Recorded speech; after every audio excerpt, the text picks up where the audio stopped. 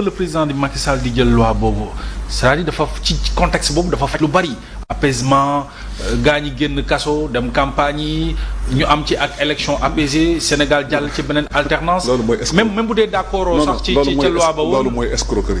loolu escroquerie non parce que dañ ne nax opinion bi. Sénégal ba ñu jàppee Ousmane Sonko juillet 2023 ba nañu voté loi bi kenn dégg ko fi manifestation kenn dégg ko fi mu toj ñu toj fi télé wala toj fi bus wala saaga fi kenn. c'est ça la vérité. Ça aussi c'est vrai. Il faut aussi ñuy dellu ci taarix. Sénégal bañ doon toj ak a saaga ak a manifester mooy ba Ousmane na ko ndegee ci mbedd bi di yemal nit ñi. c'est ça là aussi la vérité bañ ko xësee dugal ci kaso bi coow amatul woon Macky Sall kay mooy yeewu bis ak coobare boppam ak manam ak pexeem ba dugal ci loi bi ak dugal ay waxtaan ak Macky ak Ousmane Sonko.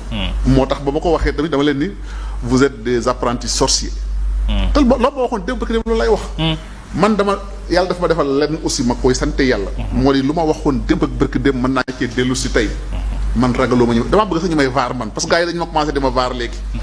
léeg-léeg tey rek génn benn vaar ni ma jàmbaale waxoon na nangam yaa 6 mois et cetera aw ma ci gàcce ndax la ma waxoon tey laa ko gën a mën a wax.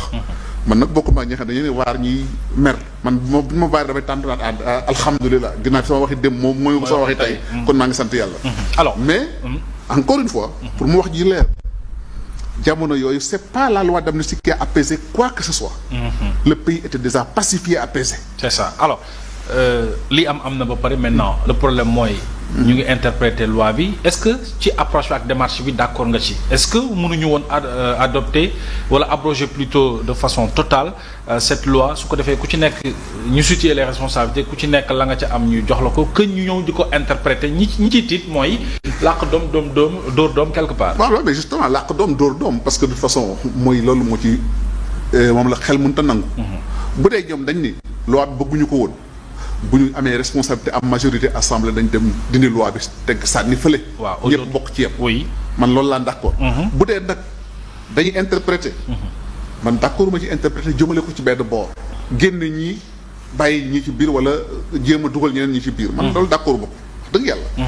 dal pour man daal da ngay bàyyi loi bi na mu meloon mooy effacer lépp pour ñëpp wala nga dindi loi bi. ñëpp Dakar la ko yoon ñu xam kan moo def ak ku deful.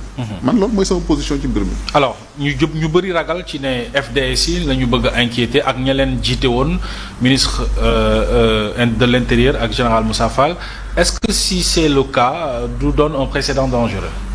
dama bëgg nag aussi. toujours ñuy fàttaliku démb. léegi c'est tenter le diable wala nga def yenn yi. fii Sénégal booy tax taarixam ci force de défense et de sécurité yi koy wax. dañuy fàttaliku 1987 radiation des policiers. ah oui. am na fi amu fi. xam nga lan moo ko waraloon. cas bu tuuti. l'histoire est récente. cas bu tuuti moo ko waraloon xam nga lan moo ko waraloon. ñu dem jàpp ay policiers ni dañoo torturer benn prisonnier bu tudd Baara Ndiaye ba mu dee. néew ma validé wu ma torture c'est ignoble. ñaanalu ma ko kenn. te jaaduwul mais loo gis da nga koy def ak tact.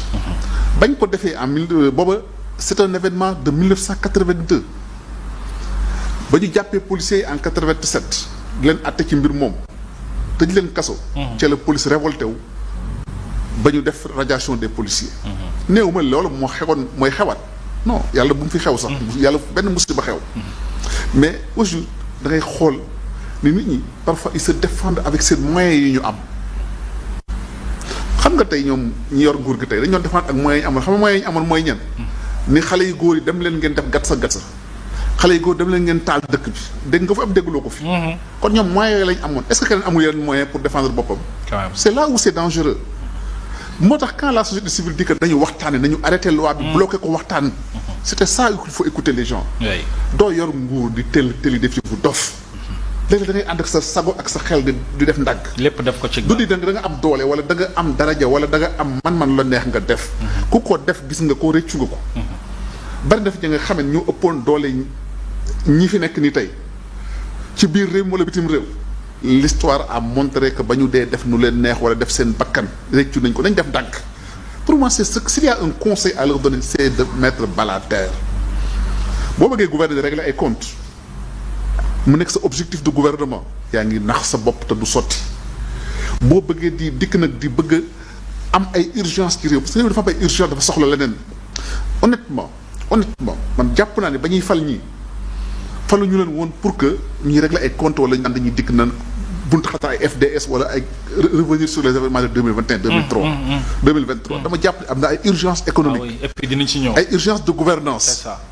loola jéemuñu ci dara wala bu ñu ko jéemee tëlee nañu bëgg a nekk rek seen énergie di ko consacrer ci la nga xam ne pour man anecdote la wala futilité la ce n'est pas que dama gisul li dal ñenn ñi ci bari mais boo dikkee événement yi mel noonu xew la première chose bi ngay def mooy yow jéemoo defoo benn enquête ña nga xam ne bokk nañ ci yow nga dikk naan da leen di fay ay xaalis de suñu xaalis ñun au niveau de l'État. oui damp leen.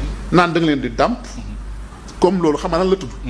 prime à la casse. On a payé des primes à des casseurs. C'est ça la vérité aussi. Et ça peut être un précédent dangereux peut-être. mais c'est trop dangereux. Oui, quand même. ki nga xam ne dafa dikk dem di toj palais présidentiel di ko jéem a toj wala di toj commissaire de police.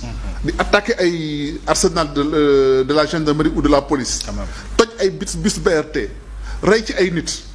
nga naan danga ko parce que yow teg ko loxo nga naan da nga koy jox ay prime ay ndàmpaay. c'est dangereux. Très bien alors ci bañ ko doon waxtaanee ci Assemblée nationale le ministre de la Justice en a profité pour répondre ñi nga xam ne dañu koy interpeller sur les lenteurs au niveau de la justice mu mel ni il subit une pression de la part de ñi mu bokkal kan sax ce nouveau régime loolu nag dafa mel ni président de la République daf ko ñëw dëggal ci ba muy jàkkaarloog taskatu xibaar yi wax ne il faut que askan wi def la pression ci justice pour que yenn dossiers yi ñu décanté ko alors ban lecture ngay am sur cette voilà sur cette affaire.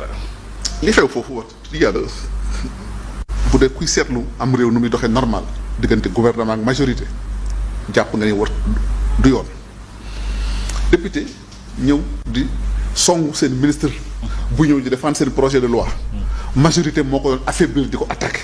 quand même loolu wax dëgg yàlla xel mosu koo nangu. te dafa am lu ko jiitu.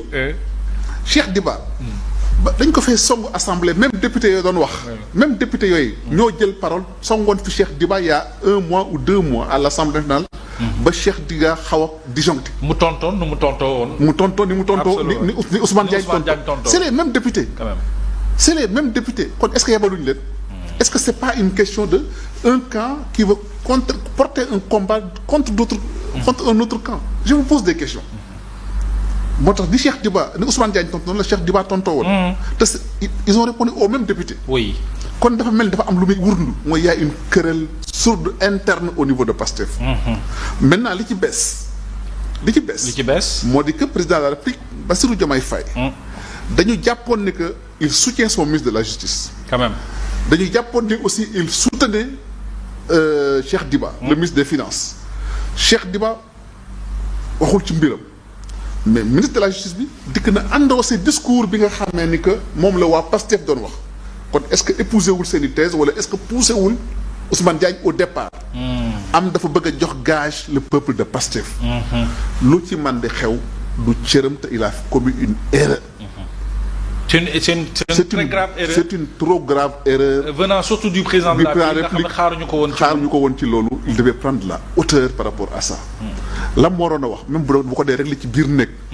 ak ministre de la justice wala